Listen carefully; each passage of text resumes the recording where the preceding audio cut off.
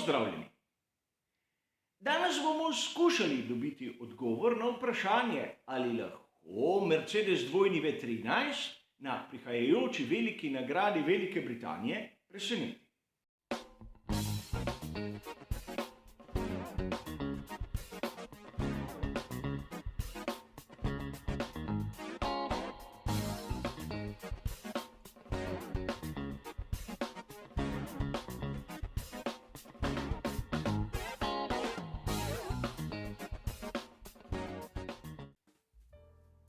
Če hočemo dobiti dokaj realen odgovor na prej zastavljeno vprašanje, moramo najprej razumeti, od kod izvirajo težave Mercedesa dvojni V13.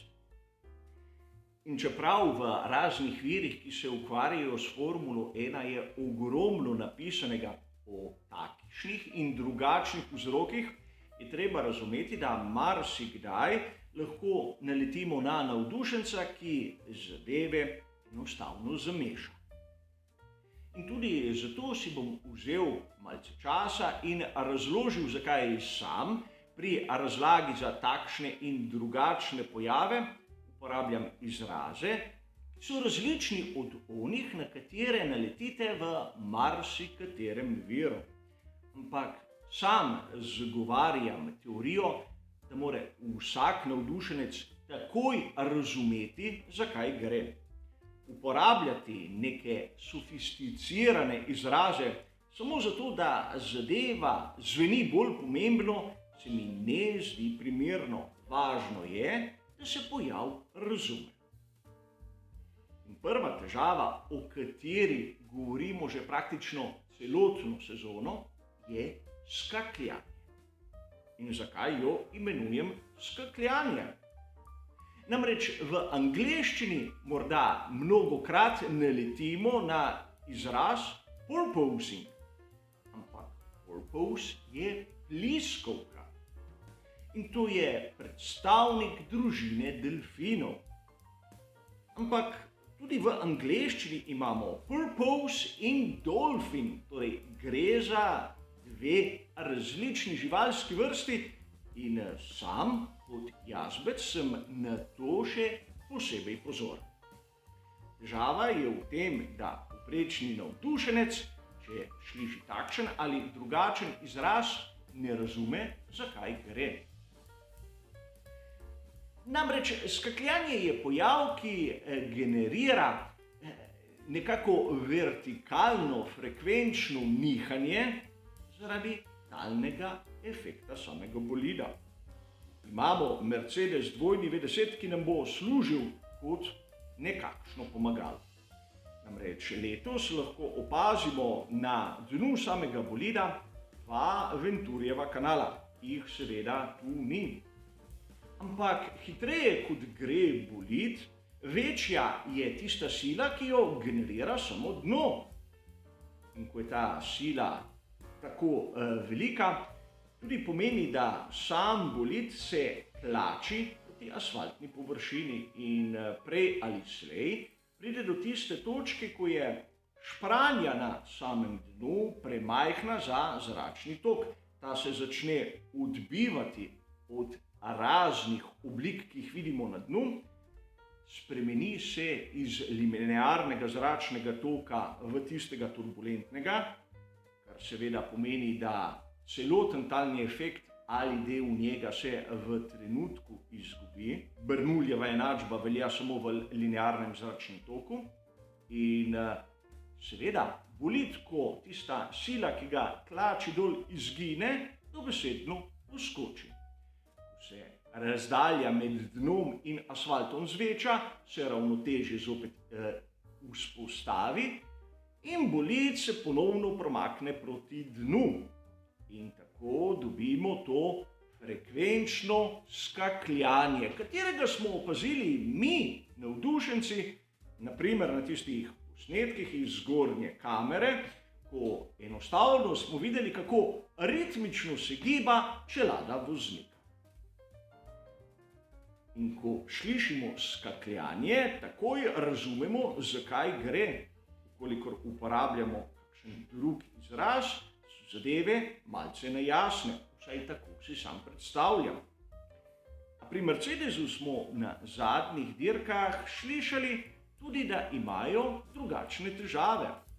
Namreč vzroke za skakljanje, ki so aerodinamične narave, so baje odpravili.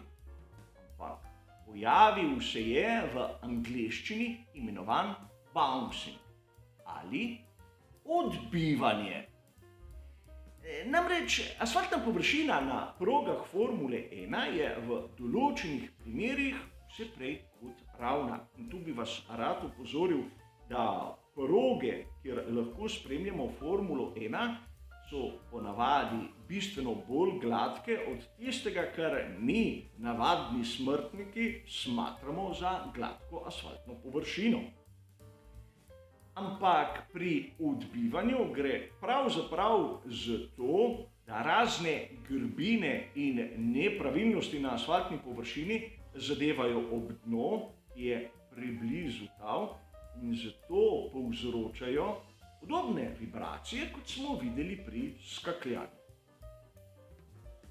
In zaradi tega, ker Mercedes ima nastavitve takšne, da je dno v bistvu izjemno blizu asfaltni površini, so imeli take težave na zadnjih dirkah. Ampak, kot ste razumeli že iz samega izraza, gre za odbivanje. Ne gre toliko za aerodinamični pojav, kot za čisto nepravilnost v navednicah samega asfalta. A sedaj se lahko začnemo spraševati, kaj lahko pričakujemo na progi v Silverstonu. In sedaj se bomo najprej vrnili malček nazaj. Prvi znak, da pri Mercedesu so na pravi poti, smo dobili na veliki nagradi Španije na progi v Barceloni. In na to zopet mrk.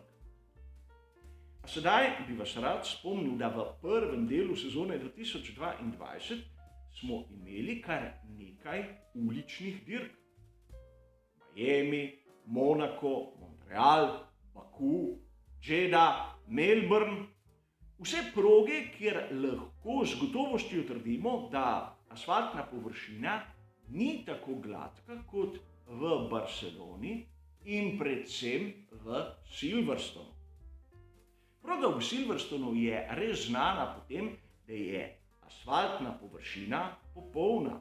Spomnimo se, kako so jo še enkrat preplastili, ko praktično prvič dela niso dobro opravili. In če veljajo te teorije, da pri tovarniški ekipi Mercedes so odpravili težave s skakljanjem in ker tu v Silverstonu kakšnih večjih težav z odbivanjem ne bi smeli imeti, lahko si mislimo, da bo Mercedes dvojni V13 boljši od tistega, kar smo videli naprimer v Kanadi. To ne pomeni, da bo z lahkoto pred Ferrarijem ali Red Bullom, ampak da bo zaostanek, ki ga bodo pridelali po dirki za veliko nagrado Velike Britanije, manjši. Lahko jim bo celo tudi uspelo prehiteti koga izmed najboljših. Če se spomnimo na veliki nagradi Španije, je bil Sergio Perez tisti, ki je bil prisiljen priznati premoč enega izmed Mercedesov. Pa seveda, gre le za uvod in hotel sem s tem prispevkom samo usmeriti vaše razmišljanje v določeno smer. Namreč na veliki nagradi Velike Britanije se lahko zgodi karkoli. Ampak, ukolikor bomo ugotovili, da pri tovarniški ekipi Mercedes so naredili korak naprej, moramo se zavedati dejstva, da so tudi zunanji pogoji različni. In to je, da na teh stalnih progah, kjer naprimer vsakodnevni promet ne uničuje asfaltne površine, bo tovarniški Mercedes verjetno boljši kot na tistih uličnih progah. Ampak gre samo za moje osebno razmišljanje in seveda videli bomo skupaj, ali imam prav ali ne. Za danes, kot običajno, pa to vse. Hvala za vašo pozornost ter seveda nasvidenje.